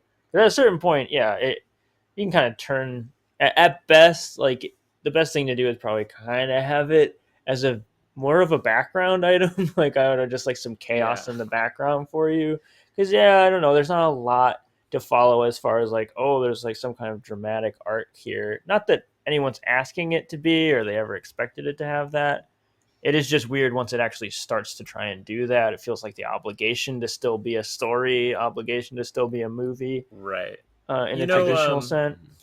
a movie that I saw this compared to, which I think has the same problem a little bit, is Rocky Horror Picture Show, Okay. where like the most memorable parts of that movie are like the first half. I think I love Rocky Horror, but Yeah. by the time you're getting to the second half, and it's like I don't know, I totally agree. it loses something. And apparently, this was gonna have like the Shadowcast sort of treatment, or I guess did have some Shadowcast stuff, kind of like Rocky Horror does, um, with when they were like first like screening Forbidden Zone. I don't know. This is just on the Wikipedia page that I saw, so I haven't like looked into this exclusively, but like I can imagine this being a much more engaging experience, like seeing it with the crowd, with like people doing participatory stuff, like, and their background in like a theater troupe makes it seem like perfectly suited to that, to be honest. But Yeah, I that's a think I think both of those movies kind of run into the same problem, which is that when you're watching them in a room by yourself, like eventually, mhm. like what in a live environment, kind of the momentum of the live experience carries you through the kind of like final act of the film that's like not quite as engaging. Like when you're by yourself, you just got to sit with that final act. Mm-hmm. Yeah, that's a great comparison because I think the thing with Rocky Horror is that the first half it has that whole juxtaposition of the squares, stumbling onto everything, and it's playing more directly off of 40s and 50s, haunted house movies and stuff like that. And once they're inside and they've kind of joined the gang, and it becomes more about the drama on inside the castle, and this Frankenfurter going to have to go back to his planet. And like you said with this film, it's like you kind of don't care so much about that stuff, and that kind of takes away from the fun. And I think this is definitely the kind of movie that's trying to do exactly what Rocky Horror does, and both of them are kind of tough to sit alone on a weekday, in the middle of the day alone watching. They demand to be part of something with people dressed up and preferably drugs and alcohol going around, and or even like Seth's saying, playing in the background. Like literally, I could see this movie playing behind a band, during Oh, like it'd be one of their perfect shows. for For it. Yeah. sure. Yeah. And so, yeah, this is almost like a referendum just on the shortcomings of this whole kind of thing, of this whole medium of doing a deliberate camp cult film, which to me are usually not going to end up being as fun as something like, The Room, or even parts of The World's Greatest Sinner, that it's a different level of enjoyment. Like those movies that aren't trying to be funny and are funny I is kind would of a say different though, experience. one of the one of the feathers in its hat for me, I don't know if you guys agree, and I do agree that it's exhausting after a while and you're kind of ready to be done with it. I do get behind the humor a lot of the time. Like a good portion of the time, I think some of the jokes are pretty good. Uh, just as in the way of them just being zany kind of non sequiturs and things like, oh no, there's like the little king is painting something and she comes up and like, what are you painting? And he's like, oh, just doodling, to relax. And then you see that Yeah. he's painting these two women that are having like a leather scenario going on and stuff. Like I don't know. And the chicken boy, and I really like Michael Bright in this. I think he is really funny as the weird little gay kid. Um, just this like kind of troubled, like really messed up gay kid. Um, Yeah, there are I times that I agree did with you. actually Yeah. laugh. No, That's true. I kind of I like a lot of the stuff in this movie. And I think that like there's a lot of like kind of like prefab cult movies that are like aiming for like midnight audiences that I think come across as kind of like insincere and pandering in their own sort of way. And I, to this movie's credit, it never comes across that way. Like it feels like a genuine thing that someone wanted to create, rather than a thing that someone wanted to create so that they could like have said that they made a cult movie.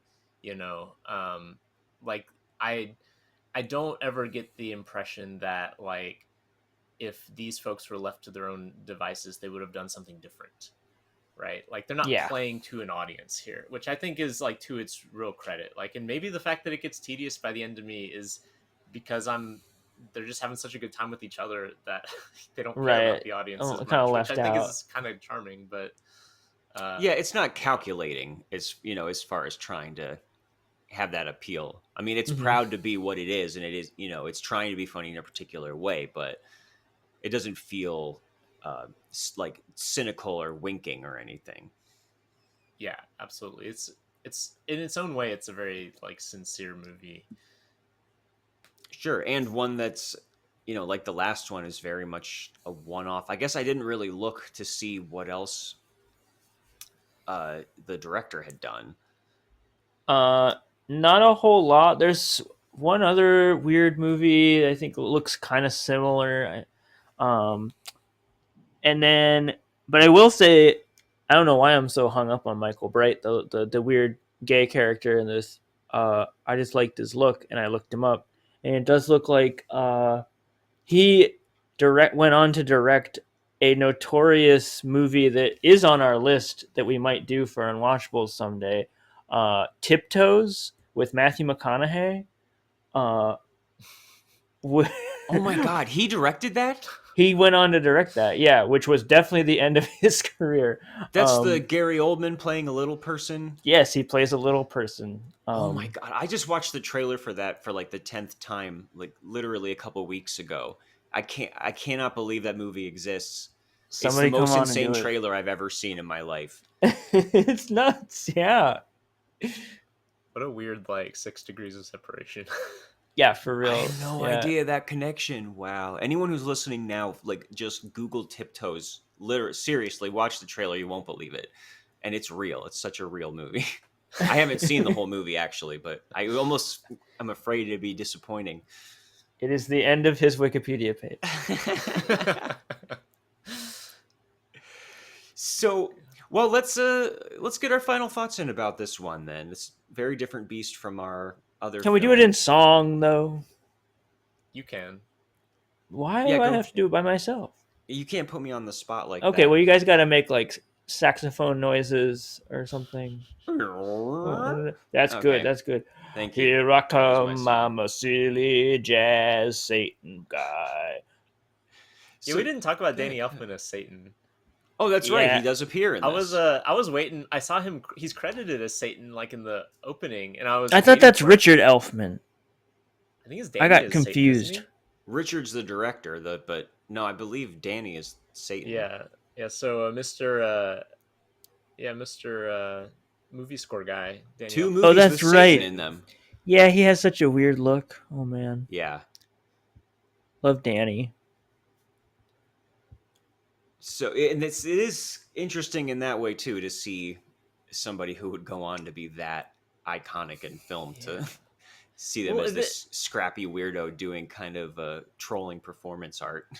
It is kind of a convincing origin story for the guy who became like Tim Burton's go-to guy, Mhm. and like the guy who wrote the theme for The Simpsons. Like, I don't know, like Yeah, those are both obviously much more palatable outputs than what this is. But if you can kind of imagine the guy who thought this was cool, thinking that Tim Burton is also cool for a while. yeah. I can just imagine this weird sort of. I do think it's real. There's other practitioners like this sort of L.A. weird of this time, like L.A. goth too. This sort of gothiness that they were all kind of taking part in. It's like edgy darkness. I don't know. I'm kind of attracted to that whole world of this time period. So yeah, I wouldn't unwatch this. I think that I would rather experience it like watching clips on YouTube as opposed to the way that I did. And I feel like anybody who listens to us maybe and then goes out and does search on YouTube, anything you find is going to be like wow, this is crazy or really funny It's or, nuts. something.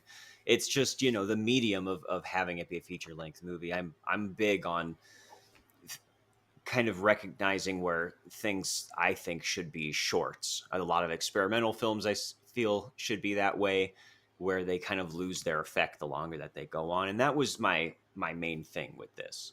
So it's like if I could take out an isolation like any 5 minutes from this movie, blackface aside, uh, it can be pretty enjoyable. But I'm looking that's at my Richard main caveat. Elfman's Wikipedia page, and he went on to direct some music videos for Oingo Boingo. And there's a lot of ways that this feels like kind of early MTV music video culture. And like a lot of those, they kind of struggle when they're like stretched to feature length. Yeah. So It's like, oh, there's a story to this music video. yeah, I also would not unwatch this. I'm kind of like Mark, where I was pretty exhausted by the end of it. But like the parts that are singular are so singular and interesting and like fun that I'm glad to have come across it. I wouldn't I wouldn't take back the kind of parts I was tired of just because I like the parts that I like so much. Yeah. No, I wish I could, access the part of me that saw it as a. I mean, that's the thing. Seeing it younger is also a big thing, I would say. Like, I was 20 when I first saw this, like maybe 19, and I just was bowled over, just like, what the hell? This is like insane. I've never seen anything like this. Which now I've seen a lot, kind of jaded in that way. So this, I don't know. And also, this is one of those where like one and done. You don't ever have to see it again, kind of probably. But I don't know. I enjoy the ride of it. I do get on the humor level. I'm very interested in that era of like weird cartoons. Again, I think it reaches a sort of uncomfortable place, like Bakshi or someone like that.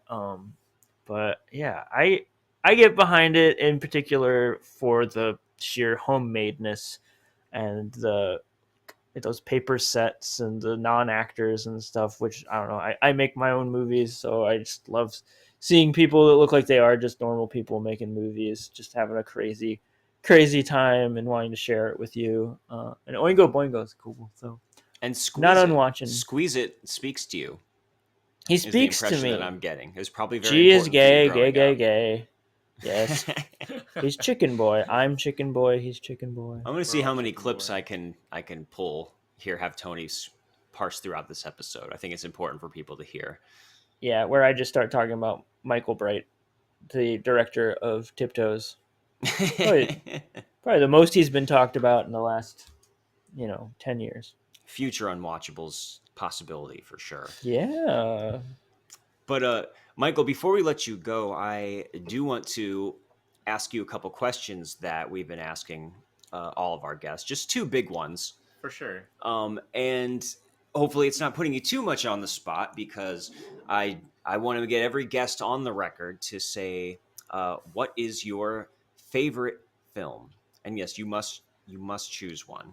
Yeah, I have a go-to answer for this, and I'm not sure. This is a sincere answer, but I'm not sure if it's like mathematically actually my favorite movie. But it's the one I say, which is Babe, the pig movie, Babe. Whoa, that's so The first one. adorable. Yeah, Yeah. the first Okay. one. Pig in the City is great too, but It's insanity. the if Pig in the City honestly would have been a good pairing with this with Forbidden Zone It's kind of in a true. way.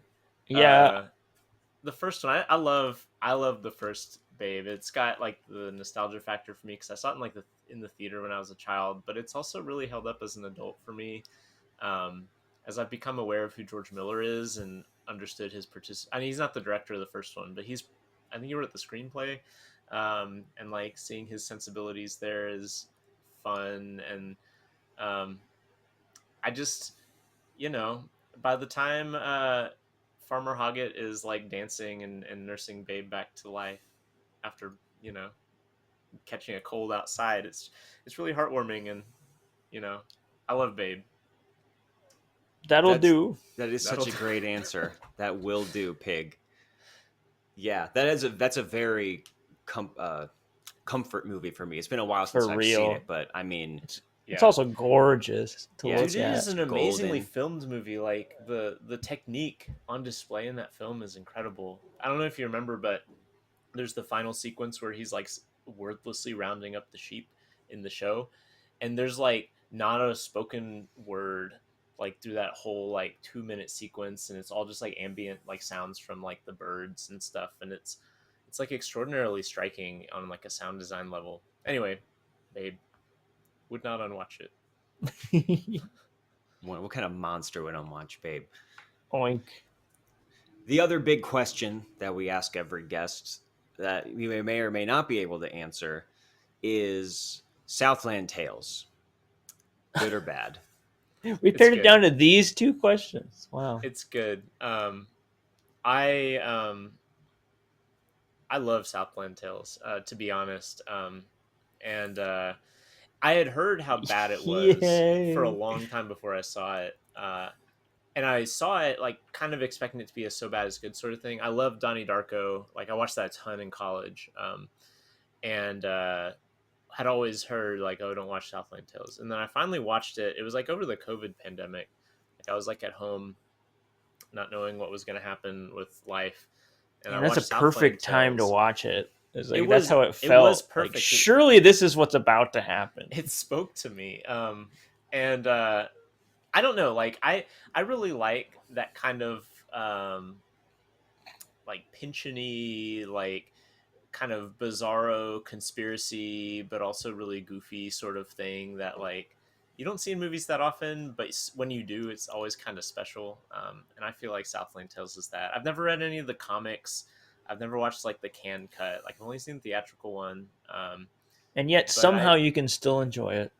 I did like there's without it's reading all the books. it's also like a I mean, y'all talked about seeing little clips of Forbidden Zone and enjoying that. I think like Southland Tales, for as much as it's like a weird sprawling like conspiracy that is really complicated and hard to keep up with, like it does kind of lend itself to being like clipped out in like seeing just like little bits by themselves, you know, like, and I mean there's The like the music Justin video part, Timberlake, definitely. yeah, there's like the little memes that have come out of it, like pimps don't commit suicide and that sort of thing.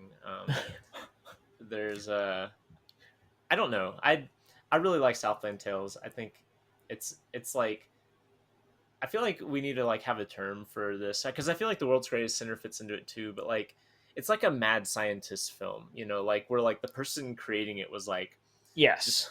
like there was something like firing off in their brain. And they were just like pulling all these sorts of like unlikely things and trying to fit them together in like a way that like is like a mad scientist trying to like resurrect a corpse or something. And I it it just really works for me.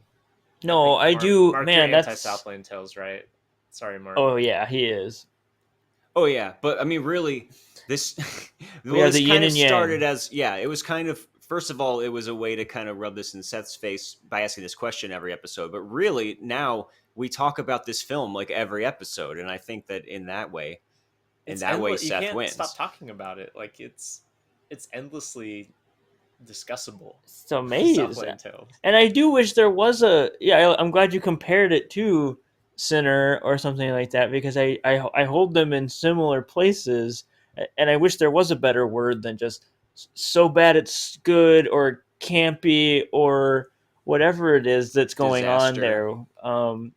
Because that element's in it, even though I love both of them and really enjoy both of them on like a sincere level of the experience and everything. But it's so not just camp, and it's so not just like, oh, it's so silly that he would try and do this or something. I don't know. I wish there was a better word. We I have to think go dream it also up.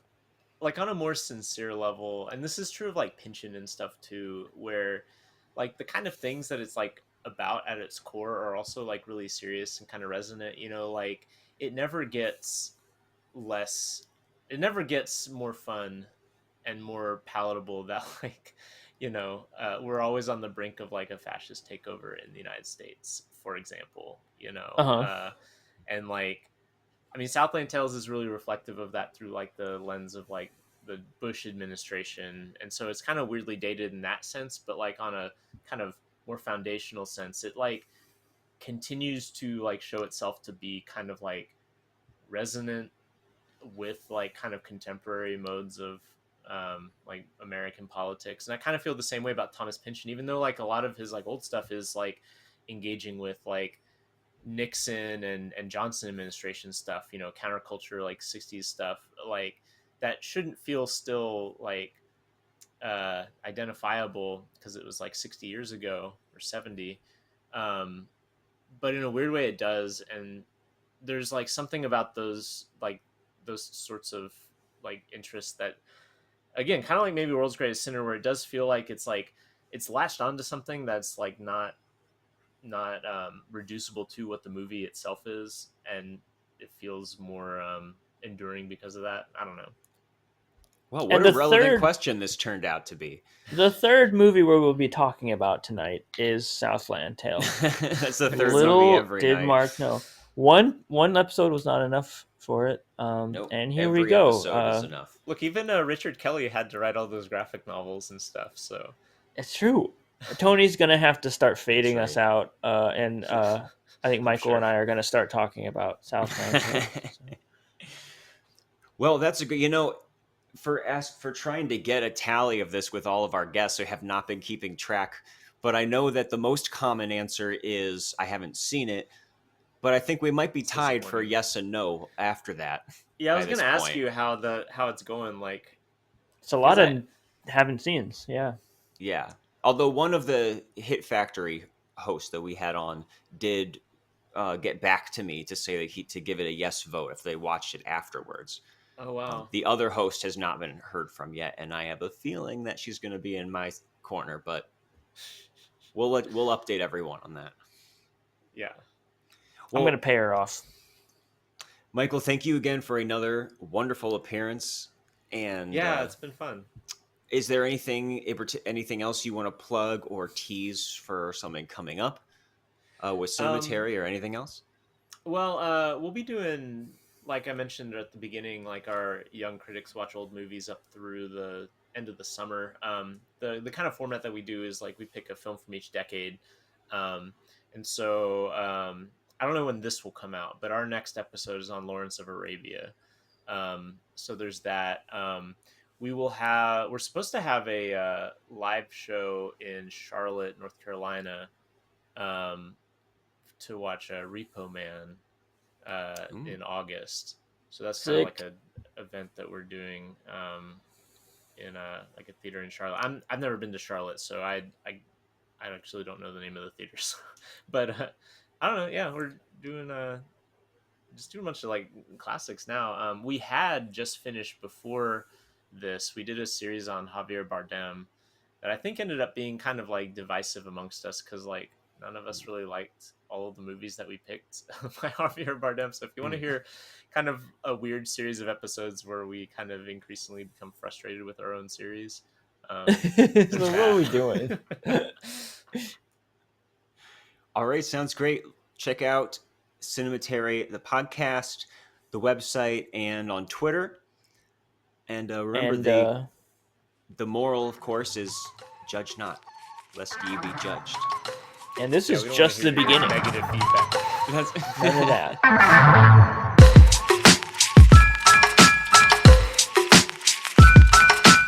Unwatchables is produced by Tony Scarpitti, hosted by me, Mark D'Ottavio, and Seth Troyer, with artwork by Micah Krause. You can find Seth and I on Letterboxd under Mark D'Ottavio and Sloth Troyer. You can also check us out at unwatchableспod.com for links to our Twitter and Instagram, or support us on Patreon for bonus content and to have a say in what we watch. Thanks for listening.